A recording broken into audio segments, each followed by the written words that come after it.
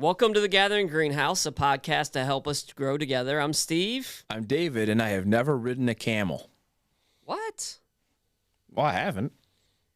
John? Have you? Yeah, of course. I've also never ridden a camel, but Sally the camel had 2 humps. 2 humps. Sally the camel had nobody? 2 humps.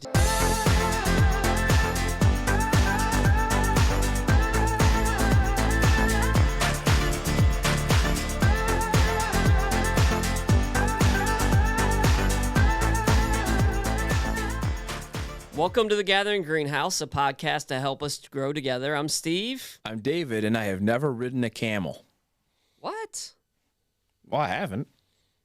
John? Have you? Yeah, of course. I've also never ridden a camel, but Sally the camel had 2 humps. 2 humps. Sally the camel had 2 nobody? 2 humps. Did you know that camels, Great song. the United States used to have camels? They had camels in Texas. Were they natural or did they Yes. somebody bring them in? Well, I'm guessing they were natural. I didn't read into it too deeply. The Chinese brought them. We No, went like back in the 1400s. Yeah, I can see that. No, were they found circumnavigating skeleton. the They world. found skeletons. That's how they with, got the Book of Mormon all over the.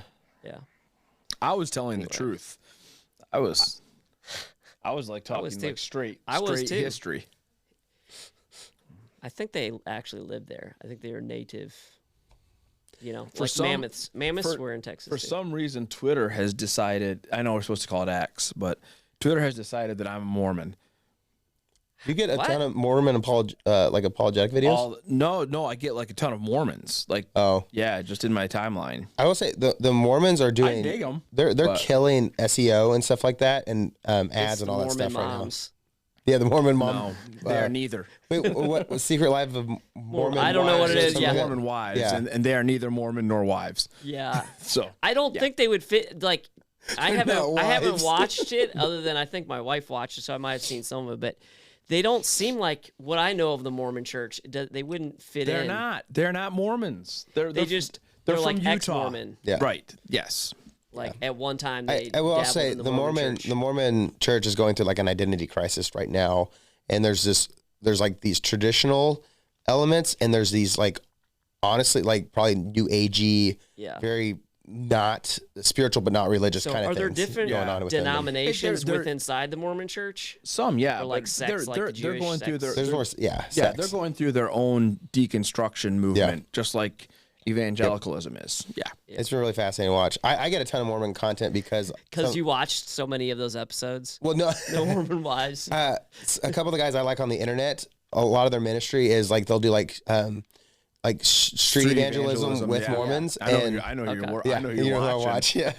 Yeah, and because of that, like I've been getting just the Mormon stuff. Yeah. Without that too. Which speaking of that, did either of you have a chance to watch the apologist on Joe Rogan? No. Yeah, Wes Huff. Yeah, Yeah, it was really interesting. I I watched should. some I parts mean, of I it. hear lots. He Of stuff did a really about good, it. very good job at articulating It was really funny. Is the part that I saw. if you I want go to back and watch it. it's like a master class on how to sit down with somebody who has serious objections to the validity of our faith Yeah. and have a conversation about it. I saw a lot of people were like, well, he wasn't preaching the gospel to Joe Rogan. I was like, that's not what this was. Yeah. This was him we're talking This about is these. a logical way to Yeah. think of it. It wasn't so much. Kind of a Paul on Mars Hill. Yeah. Yeah. Yeah. Yeah. Wes Huff, he had that conversation with Joe Rogan, but what really platformed him was his debate with Billy Carson, which that's another, you should watch that. Like, John's like over here just name dropping to He get is. us more hits. Yeah. I don't know any of these people. you got to watch it. I think you would probably like it, but he debated I think you'd like it too. he debated this like I'm new sure agey. I'm sure I'd like it, but right now I'm just watching sports. Yeah, you actually have something to time. watch right now. Ohio rest of us are State, done. you're into that? Oh, cool. Well, so David is an Ohio State fan. What? until midway through the week, all of the Detroit teams were undefeated in the new year. Yeah. Like the Pistons. yeah, even. they're doing good now. Yeah, just out of the blue. The Out of the Pistons blue. are winning. The Red Wings Well, are Cade won Cunningham 7 is in a row. good. Yeah. He's legit. I understand. I used to watch the Pistons all the time. Yeah. other than Cade Cunningham, who I wouldn't have thought of on my own, but when you said his name, I knew he was a Piston.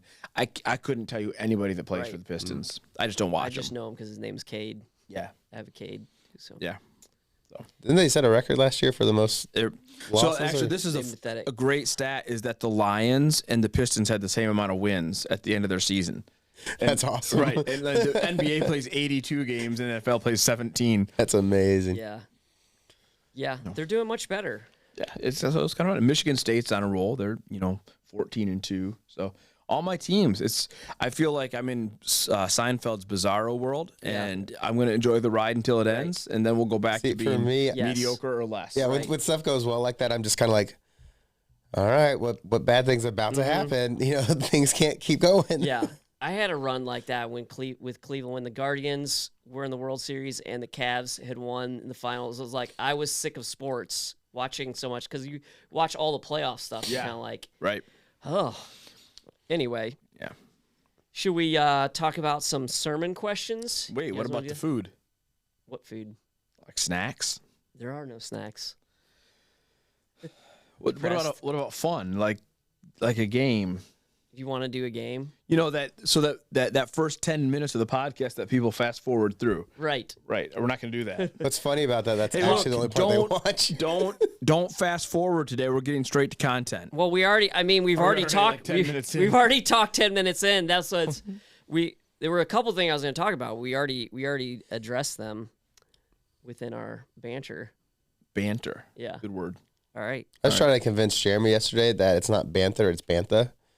And he's just been saying it wrong, but I couldn't get him to fall for it. Wait, what?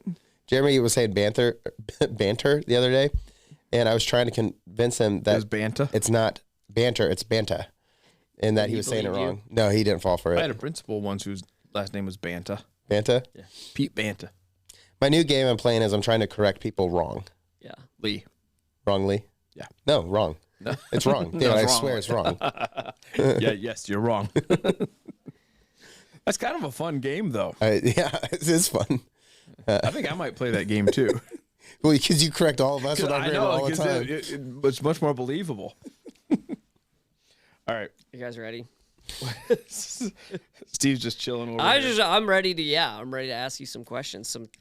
I feel like the questions are hard this week. They're good. I think they're really good questions to talk about because,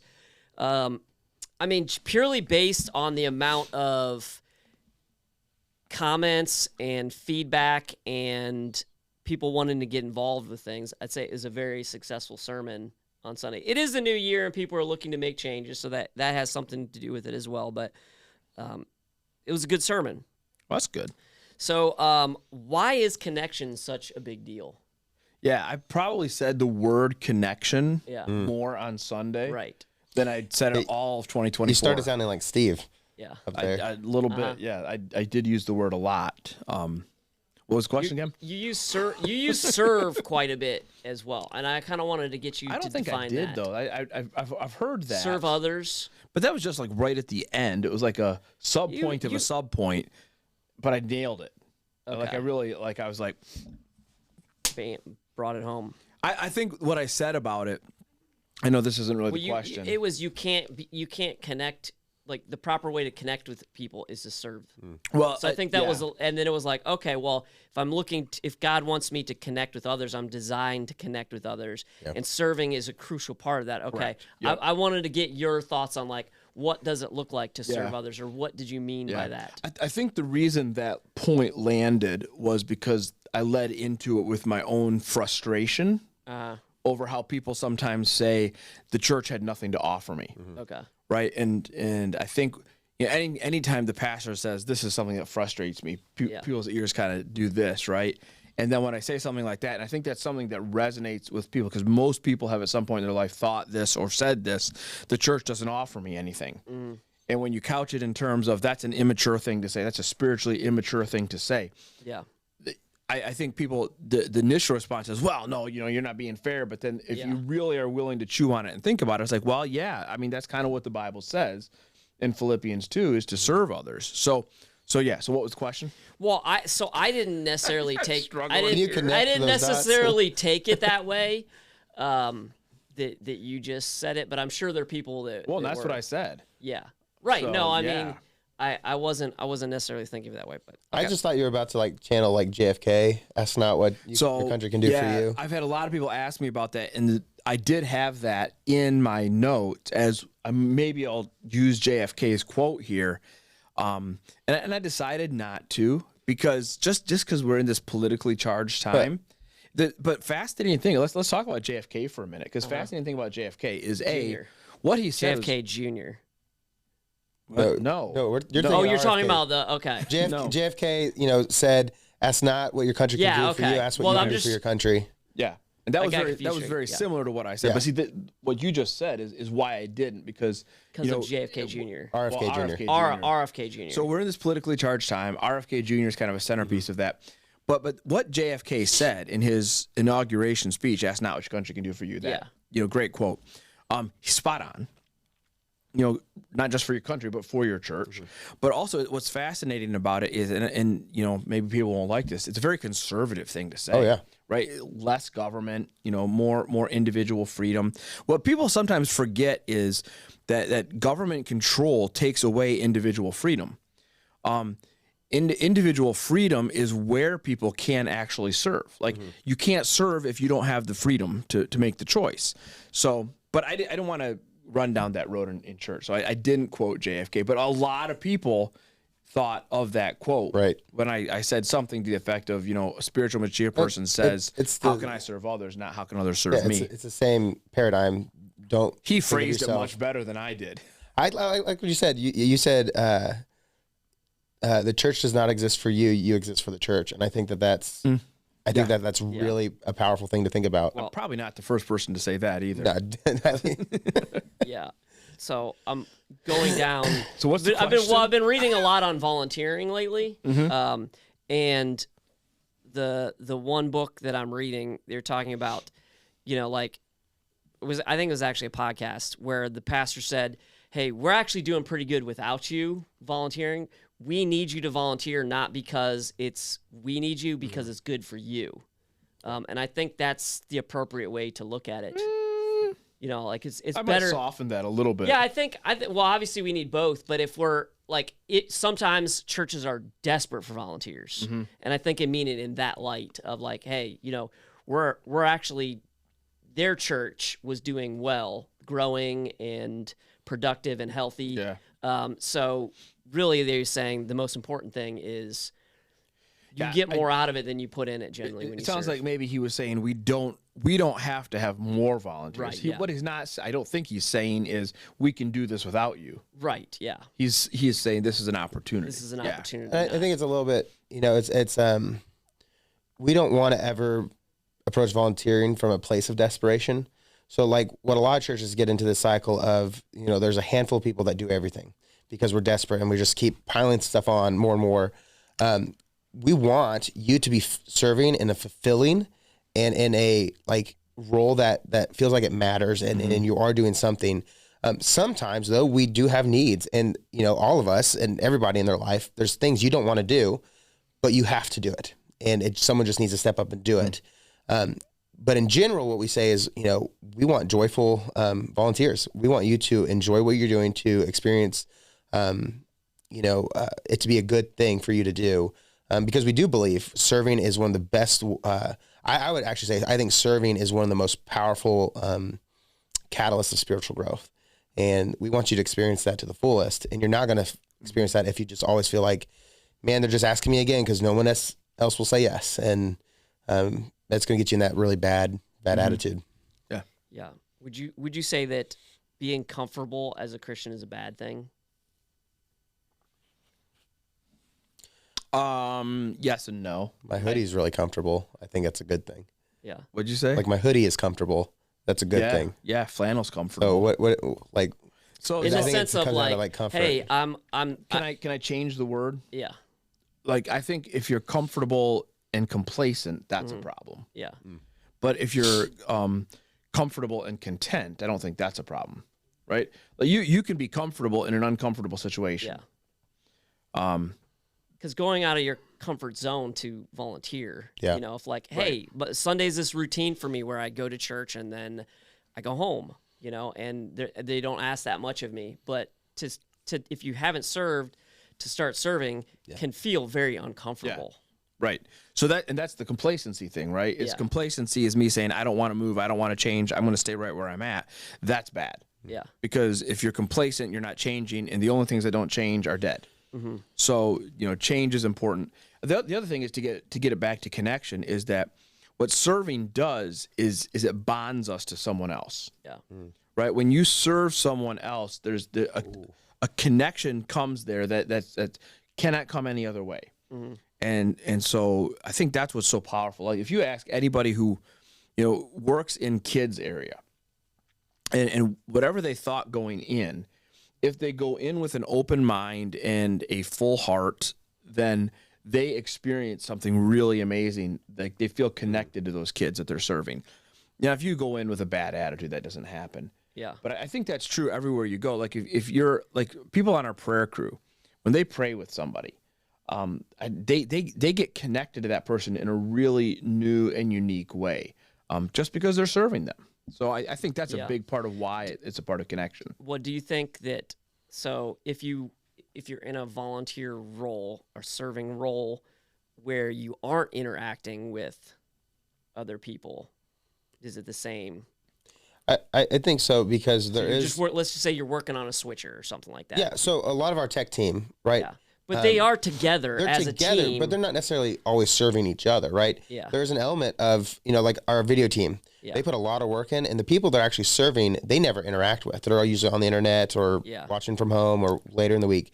But there is a sense that in serving, they are utilizing something they've been given. And as long as they understand that it's in that greater picture of there's others that they are serving, I don't think any of those guys do it because they want to put a video on a screen. They do it because they know that it's impactful for the person who's going to watch it.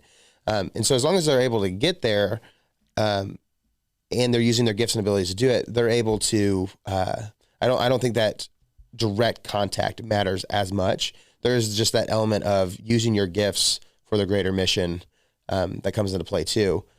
I think there's a lot of areas people serve in that don't get direct, the person you're serving is not who you're interacting with all the time.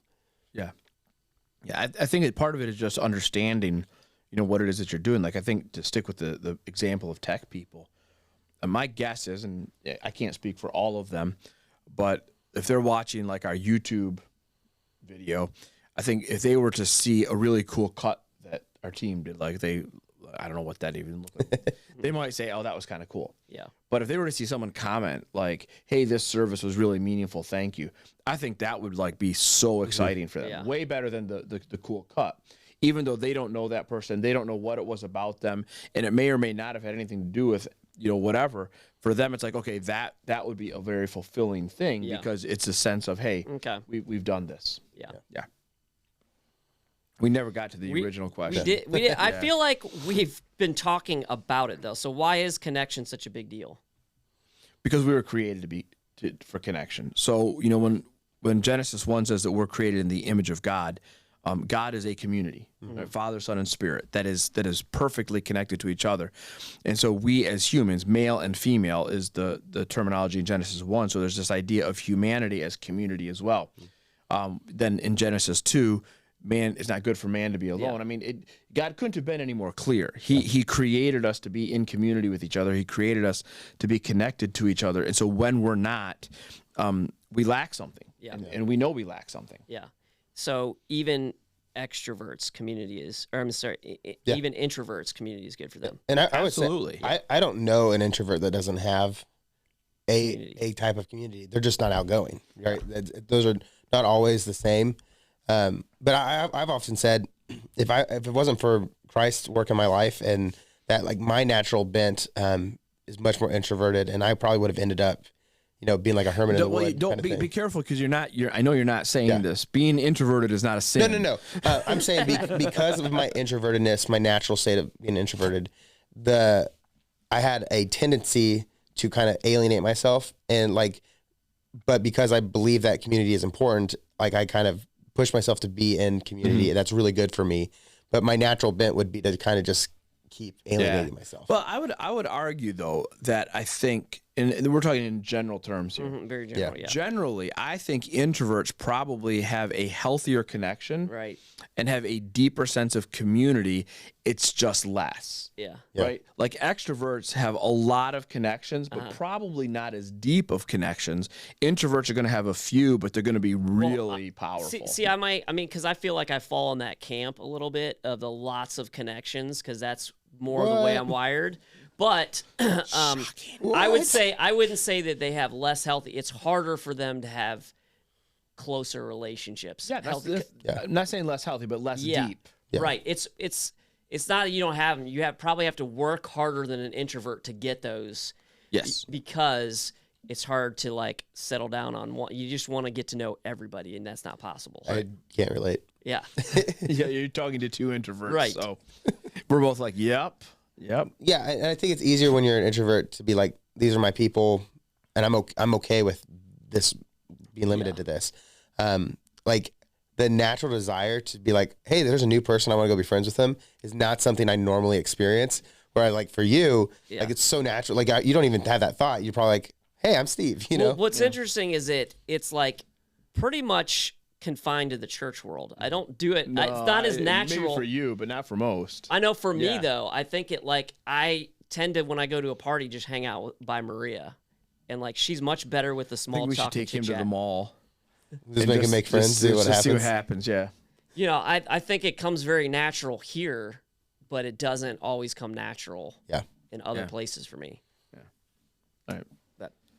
David's done with this question. I'm done with this question. Okay. We never really answered the question, but that's okay. You did because God created us that way. Yeah. I think that's important. Okay. Why do you think social media is a counterfeit connection? I know John's dying to talk about this. Yeah. I am. You love to talk about this stuff. I guess. I would say the reason I think it's a counterfeit is because in social media space, I think it's driven it. We have confused like access to connection. And so we now have access to each other in ways we didn't until, relatively recent years. And so it's easy to think, well, I have access to this person, therefore I am connected to this person, because it used to be you only had access to the people you were genuinely connected with or near or whatever. But that's just not how it works. And so just because I see your face on Facebook and know what's going on in your life, maybe we're not actually connected. Right. So if you're friends with someone in the real world and then you're also friends with them on social media, that could be a real connection. Yeah. But if you're simply friends with someone on social media, their life that they're portraying on social media is not a real life, as no one's life on social media. Yeah, it may not be a real representation. Right, not an accurate representation. And I think there's this new category of friendship that there's not the right language for it yet, but I do know people who have genuine connections with people over the internet. They do talk to each other about a deeper level. I don't think it's the same as having a real life in-person relationship, but it's more than just we see each other online. So, but I don't know what to say, how to describe that. But for those people, is there an element of their relationship that happens outside of the social media channels? I think there is. Video games or something, there could be. But some, so, and what I'm getting to is so much of social media is performative. Yeah. In fact, almost all of it is performative. So like I have friends that are, friends of mine from my whole life that will engage in debates on social media, generally about the Lions, and an onlooker might say, man, these guys hate each other. And the reality is we're cracking up because because it's all performative, right? Yeah. And I think so much of social media is performative that's why it's hard to have connections. So until that relationship goes offline, right? And maybe that's just you're texting each other or you're messaging each other. Yeah. Well, as long as you know that other people are watching, I think there is a level to which you can't have a true connection. But would you say also, connection, there's so much of connecting with someone, in communication is nonverbal. Tone in which you say it, body language, there's so much of communication that's nonverbal that it's really hard to connect in a deeper level without, being able to have some of those tools. body language is great. So yeah, I think it makes it. I think those are things that make it more challenging to have deep connection because you're leaning so much on the word. Yeah, I mean that's why they invented the emoji. David's loves emojis, but so. Right, it's we invented the emoji so that we can just have one more fake. No, we thing. invented emojis so we can make an emoji movie based on those. There are some spaces in social media that I think gear themselves more that way. I think you're seeing like Discord become more popular, which Discord's, it's basically it's something like a group. Like you're in a group with a select group of people. Conversation is focused. There's a lot more. But you back decide and who forth. gets in and out. Exactly. Now, what if you get, become friends with a AI chatbot? That's not connection. That is wrong. Yeah. So there's a movie you should watch about that. So are there churches then that are using Discord for small groups? Mm-hmm. Yeah. Are we? No. All right. Here we go. You want to start some Discord small groups? I don't even know what Discord is. So I guess I got some learning to do. Discord. By the time I figure it out, though, they're going to be onto something else. The closest thing to it, it would be like, do you remember how the message forums used to work? You'd have a topic and there's a conversation on the forum. Yeah, I still use those. Still use the forums? Oh yeah, Yahoo. It's like a way better Yahoo version of that. boards. What? Yeah, sure. You You don't. guys don't do that? No, you don't. That's like Reddit, though, right? That's. I mean, I would say it's a more controlled, private version of like Reddit. It's more chat focused. I don't know. Yeah, but it's kind of laid out like Reddit. Okay. Yeah. All right. I got you. I don't have tons of experience in this stuff. I actually missed those. I thought, to me, that was the before social media, and it was a really good place where you could engage in conversations. You get to know other people with different perspectives. You actually did get to know them. It was great. It was a topic based too, so you only had to talk about what you want to talk about. It was still a little performative, though. I think there's just a sense of long as I know other people are watching, I'm not going to completely be myself. Well, there's another side of it we didn't talk about. Maybe this is kind of irrelevant to it, but something that has been detrimental to the kids is the likes and the shares and the comments, how that sets off something chemically in your brain. And it's not just the kids. Well, I know, but it's they aren't what they aren't. Their brains are still very moldable.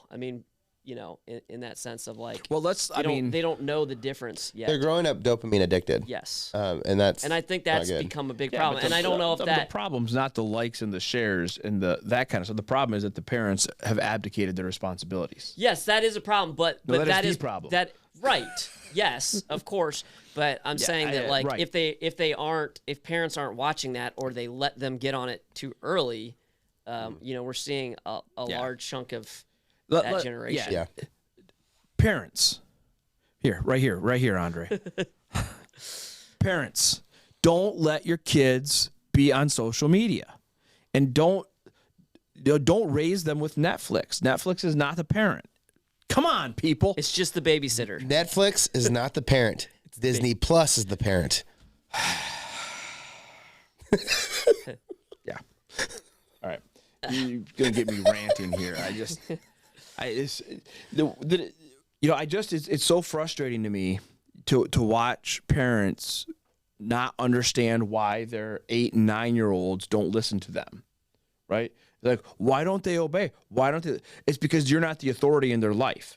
You set a screen up as the authority. You took them out to restaurants, and instead of engaging them in conversations, you handed them an iPad so you could talk and not be interrupted by them.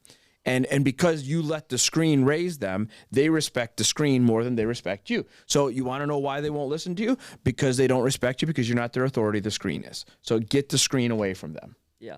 I think also... So the screen's your authority. Like that's what it often hits into. It's like... Oh, yeah. The parent... Like, if you're addicted to your screen, how could you ever expect to raise your kids to not be, Right. Ooh, that hits deep. Yeah. No, you're right. Yeah. Wall-E was so predictive. Right. This spork, he couldn't figure out if it was a spoon or a fork. Not that part of it. Maybe that part of it. Just the whole slushies and screens and yes. Ooh, I could go for a slushie. Yep. So it was kind of a loaded question here. We were assuming that you thought that social media is counter connection, but what? the question was, why do you think? Well, I said that. Not, do you think? I said that in the sermon. Yeah. So it's fair to say, why do you think? Because I said social media is a counterfeit connection. Mm-hmm. Yeah. Okay. All right. Boy, that was. I got fired up there for a minute. You did. I have two questions. Got to get my heart rate down. One that I was thinking of when I listened to your sermon, and another, and the final one that I had for you. Which one would you like to hear? Do we have time for two questions? Sure. Okay. So we'll just do a short answer. I'll ask mine first because I think it ties into the next one. Okay. So as you were talking about serving others and connecting, is there anyone would there be anyone in a category that is not ready to connect? Like they need to get something straight in life first before they connect, or they need to make some changes before they serve others. Would there be anyone who lands in that category, or would you just say, hey, it doesn't matter where you are, it doesn't matter what's going on, just start serving, start connecting with people? I think John wants to go, so I'll let him go first. It's a yes and no, Yeah. right? So, in terms of your, just a no for me, but yeah. In the sense of your spirit, wherever you are spiritually, like the connection is actually the solution for a lot of those things, right? You're like, well, I'm not spiritually mature enough. Well, this is a great step to take. That doesn't mean you get to connect and serve in all areas, because there are certain things that, in certain, I saw a post on a Facebook group. It said, all people are welcome, but not all behaviors are, right? And so you might have something you're dealing with in your life that isn't like something that we just can't have around kids. Like if you can't control your mouth, I'm not going to put you around a bunch of middle school boys who will copy what you say, right? And so there are some things you may not be ready for that, but that there's probably somewhere you could serve. I think there's very few things that a person might be dealing with or not have ready that we would just blanket say, hey, you're not ready to serve anywhere. Yeah. I think that's a rare case, but that doesn't mean you're ready to serve everywhere, just immediately. Yeah, I would follow up on that and just say that connection in service, but connection looks different for everybody because everybody's at a different stage in life. So the last slide in the sermon yesterday, or Sunday, the last slide in the sermon was wherever you are in life, cultivate connection. And I would stand by that's for everybody. Your connection might look different. Like, no, you might not be ready to get into some Bible study that's going word by word through, Song of Solomon or something. Don't start with Revelation, there's. But I mean, absolutely, everybody needs to be connected to somebody else. Yeah. And in the body of Christ, every follower of Christ needs to be connected to other followers of Christ at some level. Yeah. And that what that looks like over time will change for everybody too. It shouldn't be stagnant for anyone. And I would say that service follows the same pattern. It's not the same for everybody, and it shouldn't stay the same for anybody. But it's there for everybody. Okay, great. Then I think this is a good follow-up here, is what advice would you give to someone who feels disconnected? I would say, pursue connection. Mm-hmm. So we don't – I said this in 2 of the 3 sermons. I didn't say it in the third, that we don't always get to choose all of our options in life, but we get to choose all of our choices. So, your options for connection might be limited. For some people, marriage is one of the key points of connection in life. Some people have the ability to join a group that meets every week. Some people don't have that in their schedule. So your options may be limited, but you can always choose to pursue connection. Whether it be on a very low level of, hey, I'm just going to go to church and I'm going to introduce myself to people, right? So I'm going to go to church. I'm going to just walk up to somebody and say, hi, I'm David, whatever that might look like. I know that might be a huge issue for some people to do something like that, but that's what it looks like to pursue connection. If you feel disconnected and you're just sitting there complaining to yourself that nobody likes me, nobody's connected with me, you're the problem. Yeah. Hi, it's you. You're right? Yeah. The reason you feel disconnected is because you're not putting yourself out there. Don't wait for somebody else. Mm-hmm. This is every aspect of your life. In youth ministry, we used to say, if when you need a friend, be a friend. Oh, and very good. That solves your problem, right? You need a song. Can you write a song like that? If you need a friend, just go be a friend. And now the song must end. Because the podcast is over. Did you have anything to add to that, John? That was pretty good. nothing. Well, we're done. I just wrote a song. Is that not enough for you people? I don't know what else you want. Not a jukebox. Come on. Sing-songy for us, John. Do some sing-songy stuff. Can you set his like outro to music? Yeah, hey, let me sing this real quick, and then Emma, if you could cut it underneath. If you need keep it real, keep it rooted, and go we'll catch you next time. Be a friend. Now this is the end of the podcast.